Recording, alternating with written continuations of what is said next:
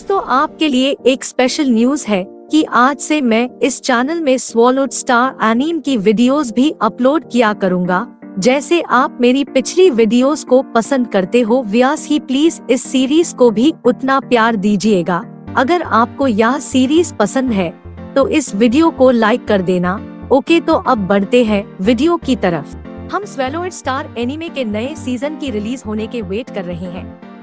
हाँ, 8 अगस्त को ऐसा नहीं हुआ जैसा कई लोगों ने सोचा था, लेकिन फिर भी क्रिएटर्स जल्द ही रिलीज के बारे में बात कर रहे हैं। और हाल ही में एक बहुत ही बम्पर ट्रेलर रिलीज किया गया है, जिससे थोड़ा पता चला कि नए सीजन में क्या होगा।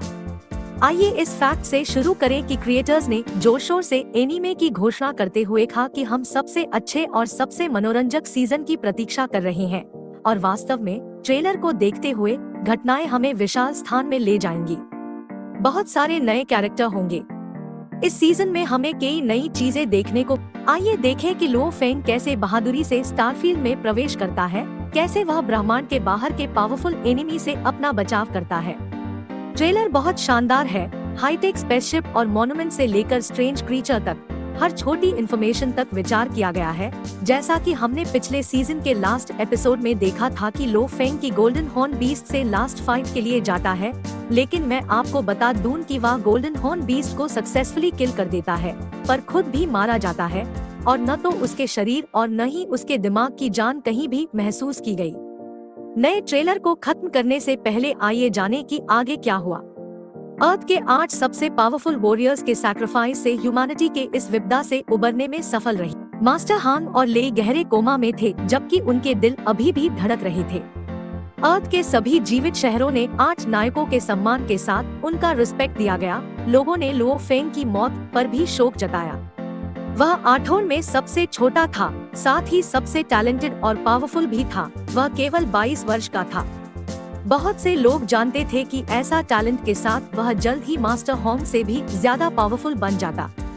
लो फेंग की वाइफ जू शिन को सबसे ज्यादा नुकसान हुआ, साथ ही वह इस वक्त प्रेग्नेंट थी। जन्म देने के बाद जू शिन ने शादी की पोशाक पहनी और सुसाइड करने का फैसला किया, लेकिन बच गई। लो फेंग वास्तव में गोल्डन हॉर्न बीस्ट को मारने के बाद मर जाता है, लेकिन वह अपनी सोल को गोल्डन हॉर्न बीस्ट के कोर में ट्रांसफर करने में सक्सेसफुल रहा। लो फेंग को ठीक होने में लगभग 2 साल 6 महीने लग गए। गोल्डन बीस्ट के शरीर के अंदर यही हुआ। गोल्डन बीस्ट के कोर में सोने की नक्काशी से भरी यह क्रिस्टल बॉल धीरे धीरे लो करने लगी। लो फेंग ने बबाटा से बात की और पूछा कि गोल्डन बीस्ट के शरीर को पूरी तरह से नियंत्रित करने में उसे कितना समय लगेगा। चिंता मत करो, धैर्य रखो, यह एक बहुत लंबी प्रक्रिया है, बबाटा ने कहा। लो फेंग ने कभी नहीं सोचा था कि वह जीवित रहेगा। 3 दिन पहले जब उसने गोल्डन बीस्ट पर हमला करने के लिए सब कुछ जोखिम में डाल दिया, तो उसे एहसास हुआ कि गोल्डन बीस्ट का डिफेंस बहुत मजबूत है, और फिर उसने अपना स्पिरिचुअल प्लैनेट्स को जला दिया। लो फेंग अपने मास्टर की टेक्निक के लिए आभारी था जिसने उसकी जान बचाई, जबकि उसका अपना शरीर और कॉन्शियसनेस को कब मार गई थी और उसके पास लौटने के लिए कहीं नहीं था। बाहर निकलने का एकमात्र रास्ता कोर ऑफ गोल्डन बीस्ट ले जाना था, और बबाटा स्पिरिचुअल कनेक्शन के माध्यम से लो फेंग से भी जुड़ा था। आत्मा ही नींव है। यूनिवर्स के सभी खजाने आमतौर पर आत्मा की छाप पर निर्भर करते हैं। 16 दिनों की कड़ी मेहनत के बाद लो फेंग आखिरकार सक्षम हो गया अपने नए शरीर को नियंत्रित करने के लिए थोड़ा सीखने के लिए। ओशन के तल पर एक बड़ा गोल्डन बीस्ट जो लगभग ह्यूमैनिटी के लिए आपदा लेकर आया था, अब वह पूरी तरह मार चुका था और उसका शरीर टेर रहा था। लो फेंग, बधाई हो, बबाटा भी बहुत उत्साहित था। यह लगभग लो फेंग के अपने शरीर जैसा था। अचानक लो फेंग के दिमाग में बहुत सारी यादें उमड़ आईं। गोल्डन हॉर्न बीस्ट की प्राचीन पीढ़ी दर पीढ़ी विरासत में मिली यादें लो फेंग के दिमाग में दिखाई देने लगी।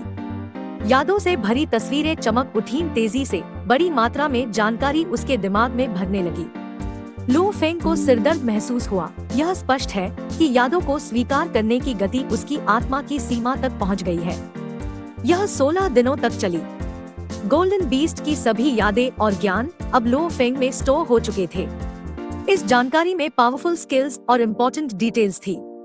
गोल्डन हॉर्न बीस्ट के पास कुल 18 स्पेशल हाई ग्रेड टेक्निक्स थी, जिन्हें लुओ फेन सीख सकता था, और 3199 नॉर्मल टेक्निक्स थी। और इन्फॉर्मेशन के रूप में लुओ फेंग के पास स्पेस बीस्ट और other information, humans and their numerous races, controllers, illusionists, beast masters, hunters, fighters, creatures of flesh blood, besides humans, space monsters, worms और कुछ और भी थे। प्रत्येक जाति के बारे में बड़ी मात्रा में जानकारी थी। लुओ फेंग के लिए ये सब किसी जैकपॉट जीतने से कम नहीं था। वास्तव में गोल्डन बीस्ट यादों में बहुत सारी बहुमूल्य जानकारी है। बबाता ने लुओ फेंग की जानकारी को देखा और हैरान रह गए। यहाँ तक कि लुओ फेंग के मास्टर, जो 60 मिलियन वर्ष जीवित रहे, कभी भी आपके जितनी जानकारी एकत्र नहीं कर सके। हाँ, नए सीजन में एक नई कहानी शुरू होगी। यदि पहले लुओ फेंग और अन्य को एक स्टार लेवल एक गोल्डन जाइंट बीस्ट से निपटना था, अब उसे लेवल 6 स्टार लेवल वाले अपोनेंट का सामना करना होगा। लुओ फेंग वास्तव में राहत की सांस नहीं ले सका। लुओ फेंग के ब्रह्मांड में प्रवेश करने का समय आ गया है, जैसा कि ट्रेलर में दिखाया गया है। स्पेसशिप पर नायक पहली बार क्यूलन स्टार पर आता है, जिस पर अंतरिक्ष स्पेसशिप खड़ा है। वहाँ लुओ फेंग अपने पहले मित्र गाओ शेंग वेदी से मिलता है।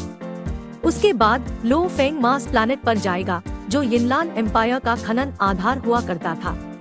आखिरकार लुओ फेंग लगभग 9 बिलियन टन लोहे के कच्चे माल और अन्य मूल्यवान धातुओं का खनन करेगा, जिन्हें गोल्डन हॉर्न वाले विशालकाय को अपनी ताकत बढ़ाने के लिए अवशोषित करना होगा। और हाँ, अगर आप आखिरी तक यह वीडियो देख रहे तो कमेंट में बताओ कि अगली वीडियो किस टॉपिक पर चाहिए, और हाँ, वीडियो को लाइक जरूर कर देना। Okay bye.